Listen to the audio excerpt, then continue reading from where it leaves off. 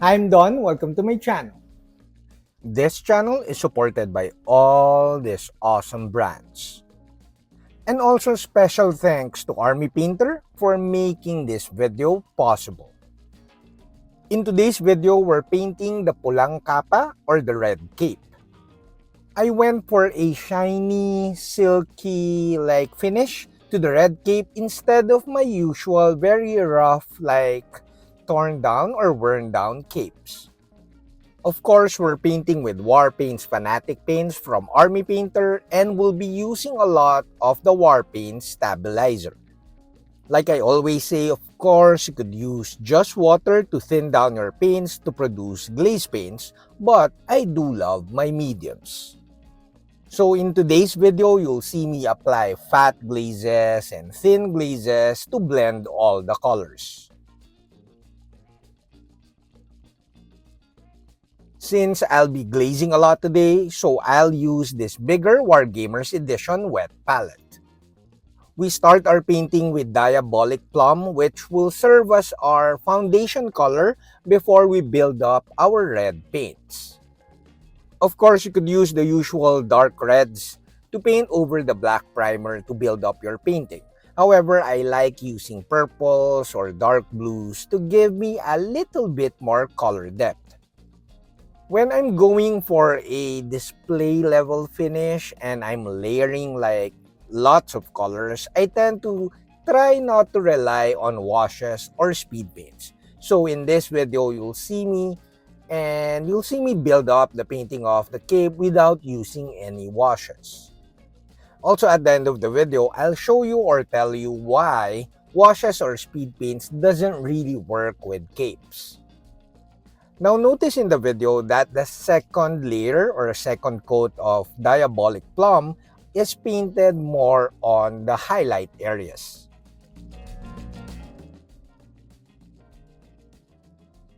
Now we jump to pure red. This is to show you that you don't really have to do layering like mix pure red with Diabolic Plum so that you have better transitions. But of course, I recommend that. But in this video, I wanted to show you that you could basically just sketch and then do the glazing later and still come up with good blending. Reds and yellows and a little bit of oranges, of course, or even violets has less coverage than the other colors, even for Warpaints FANATIC. So I utilize this lesser coverage by painting bigger areas with the first coat. You'll get a full coverage with Warpaints FANATIC and just a couple of thin coats. But here, I kinda thin down the paint so that I'll get the full coverage in around 3 coats. So the first layer was used to sketch over or map the highlight areas. And the second coat of pure red was painted mostly on the top areas or the highlight areas of the miniature. You don't have to blend at this stage and you'll see that later in the video. It's just a matter of building up and sketching where you think the highlights would fall. Now you see in the video that I'm painting the third layer mostly on the highlight areas and I'm painting it smaller than the previous layers. By painting in multiple layers, thinner layers, or less opaque layers, I tend to build up the volume faster and more efficient than mixing the Diabolic Plum with the pure red paint. Now we need to bridge the gap in between the pure red and Diabolic Plum, so we're using this color. We are thinning this color 1:1 with Warpaints Stabilizer to add a little bit more transparency to the paint. I call this thin down paint fat glazes because it's not really thin glazes, so obviously I think it's proper to call it fat glazes. I am painting this thin down Wyvern Fury around the areas in between the pure red and Diabolic Plum. I'm applying the paint in stippling manner or sometimes I do scuffs or scratches but not too much. Basically, I just needed to bridge the gap in between the pure red and the Diabolic Plum to have better transition. Now at this point, you decide which is the more dominant color. Do you want more diabolic plum, more purple shades, or do you want more red colors? When you decide which is the more dominant color, then you apply Wyvern Fury on top of the less dominant color a little bit more. Now you can see that the fat glazes is doing its thing and it's giving us very good blending. And this is easier than mixing previous colors because you simply apply a transparent paint on top or in between two colors.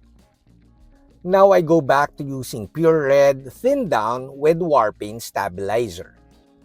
I thin the pure red into a fat glaze again and I'm painting this over the raised areas or the highlight areas. This will soften the transition from the red to the Wyvern Fury. I needed to do these fat glazes with pure red because I felt that I overdid the Wyvern Fury fat glazes.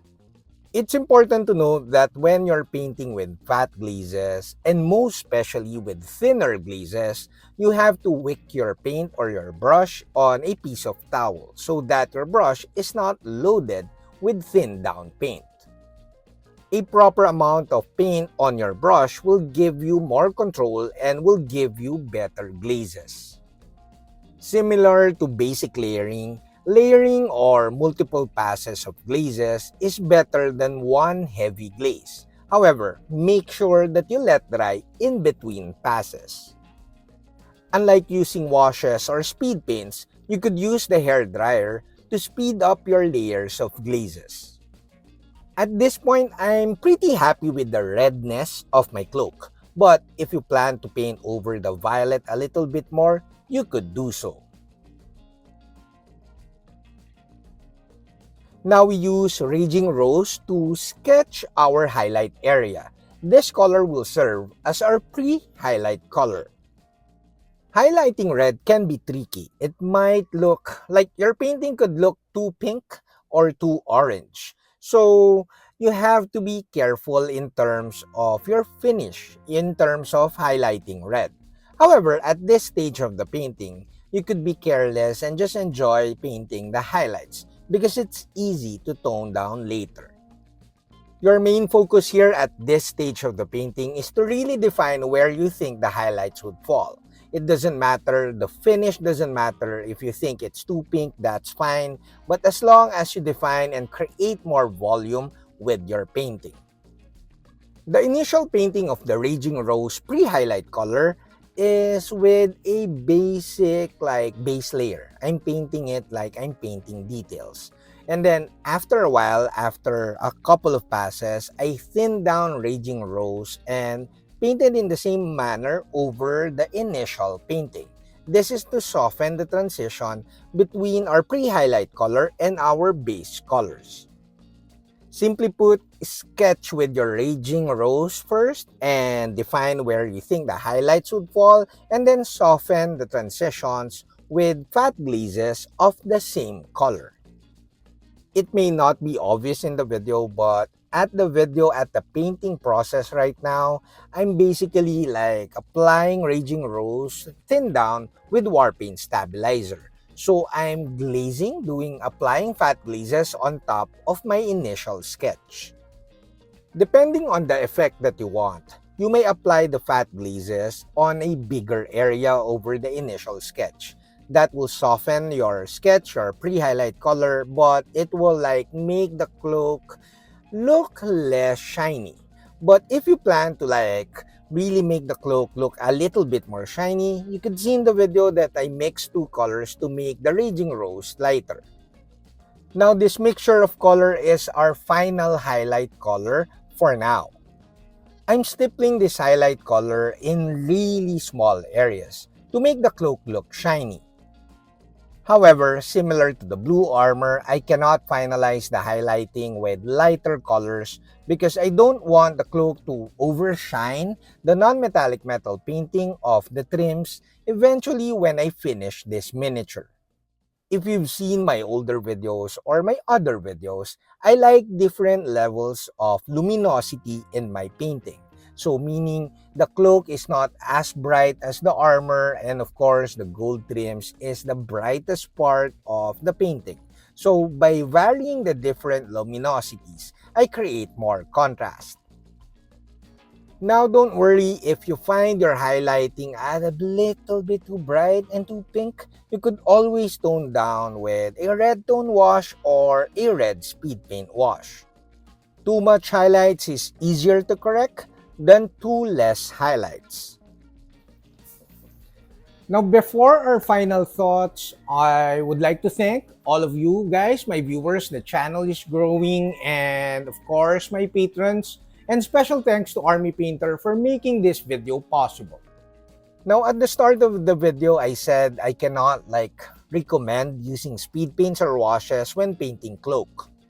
Especially if you're painting a shiny cloak like this one, because if you paint with speed paints or washes, those paints will tend to settle on crevices. But you could see in the video right now that the deepest crevices of the folds of a cloth or a cloak is actually a highlight area, or at the very least, a pre-highlight color.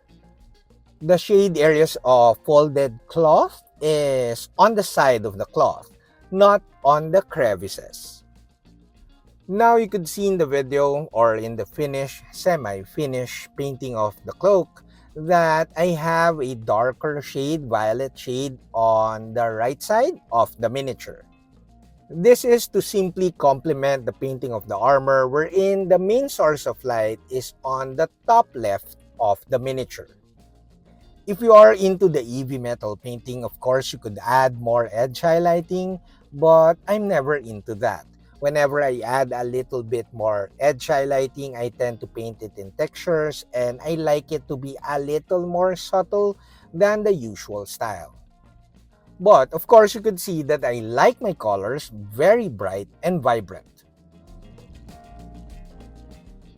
That's it, Pansit. I hope you like this video. Do like, subscribe, and all that stuff because it helps the channel a lot. And until my next video, guys. Bye!